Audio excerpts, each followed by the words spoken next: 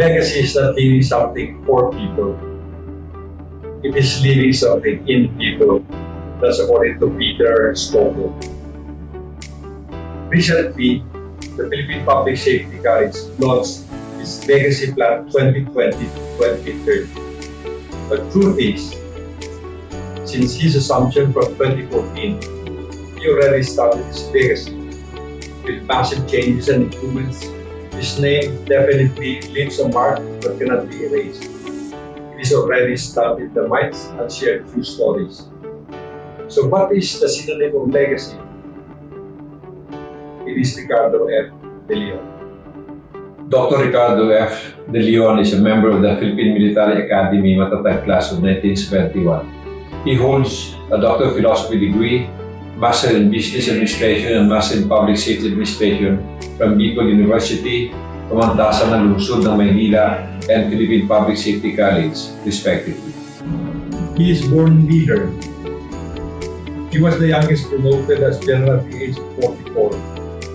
He handled key positions to include Provincial Director of Davao Oriental, Cavite, and Negros Oriental, District Director of the QCPD, Regional Director of the National Capital Regional Police Office, Police Regional Office 6, and Police Regional Office 5, Director of Directorate for Plans, Director for Police Community Relations, and Directorate for Operations.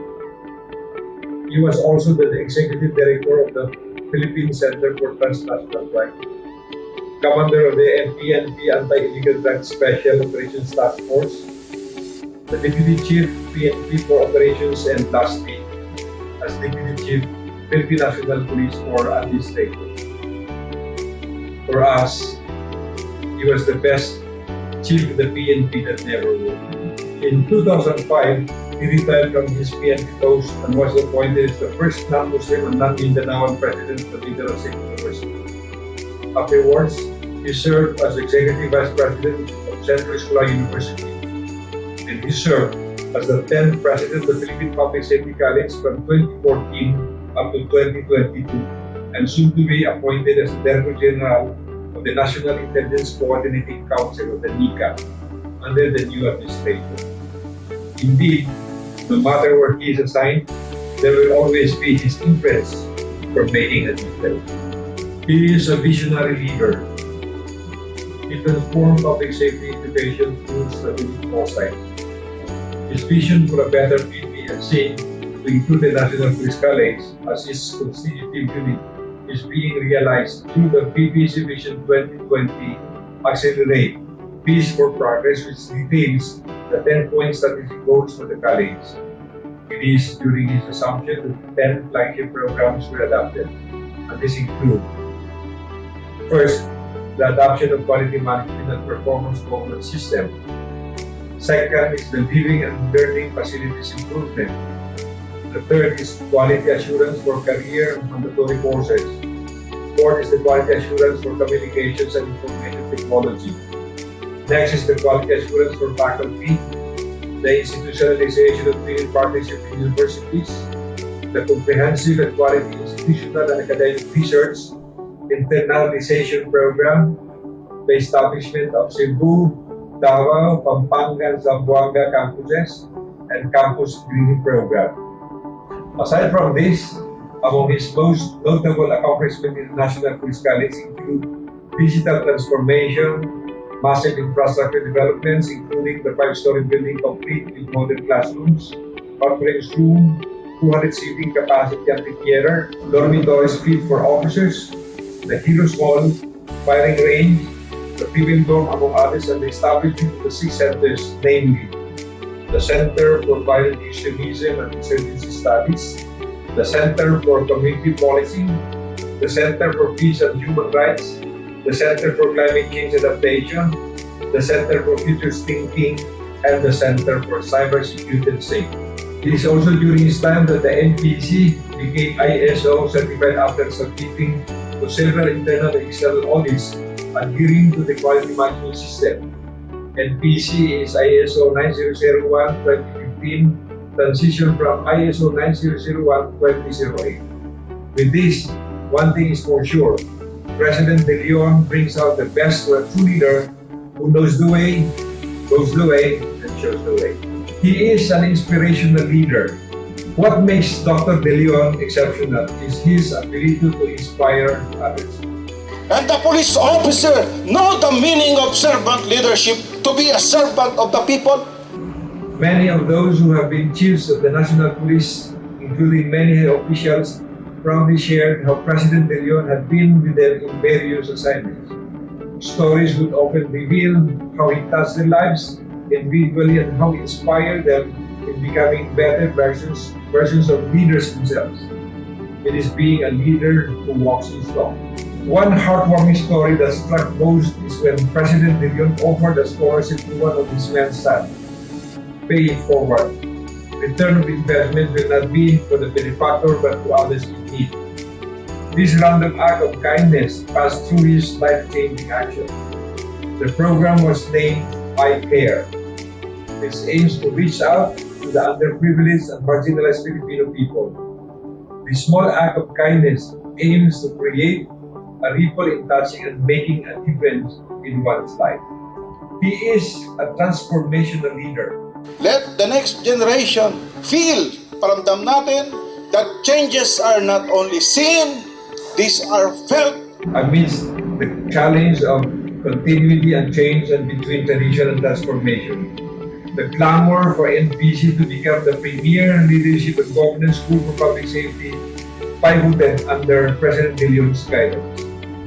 Most notable among these are the following: the revival of the Master in Public Safety Administration, or the MPSA.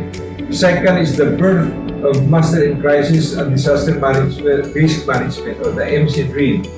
The training program of Public Safety Officers Senior Executive Course, PSOSEC. Next is the recently launched first doctorate program, the Doctor in Public Safety and Security Governance. Another is the curriculum enhancement to integrate current trends in public safety and security, and linkages and collaboration built with universities and agencies locally and internationally. He is an exemplary leader. Did you know that President De Leon is the legitimate father of the community-oriented policy of the Philippine National Police? His works and books on community policing, the Kasuro, the Tauban, the Ati and Puyang Police are but just a tip of the iceberg. What matters is the ardent desire of President De Leon to reach out to the community, to bring the police to the people and the people to the police. It is also during his time when he reiterated that no issuematics policy, enhancement of the community immersion program, and improvement of living and learning facilities to be conducive among the stakeholders. He ensures the holistic approach on trainings by investing in the resources to modernize learning facilities and improving the welfare of our students and stakeholders. He is a servant leader, and a servant leader is a servant first. The term president may sound gratifying, but for him, the term means humbling more of himself and being ready to serve others. He is mostly at forefront of the situations, being hands-on in all aspects. As he always emphasizes, nobody will love more our country than we Filipinos. The continuous challenge to be nurturing, patriotic, and caring leaders. I really love the acronym that we just crafted. NPC means, how do you nurture? P stands for patriotic and caring the leaders. That is why the core values of PPSC has the acronym service. Above all, he is a father. He is our father. There were many times when his guidance seems unreasonable and unjustifiable. But deep within his heart, he wants the best and nothing but the best. The way he talks to his people, eats with his people, celebrates success with his people, and be with his people. These are all simple things that matter to those around him. He is a father that makes himself available for his people at all times. He is not a Superman or Spider-Man. He is just an ordinary human too who feels hurt and disappointed. But despite this, his positivity and calmness remain as he continues focusing on his real purpose. He is indeed a father to us, strong, compassionate, integrity, and dependable. If Tatu Lapu-Lapu left us the legacy of freedom through his extraordinary bravery and love for his own life, President De Leon left a legacy among us by touching our hearts and minds as he makes a difference.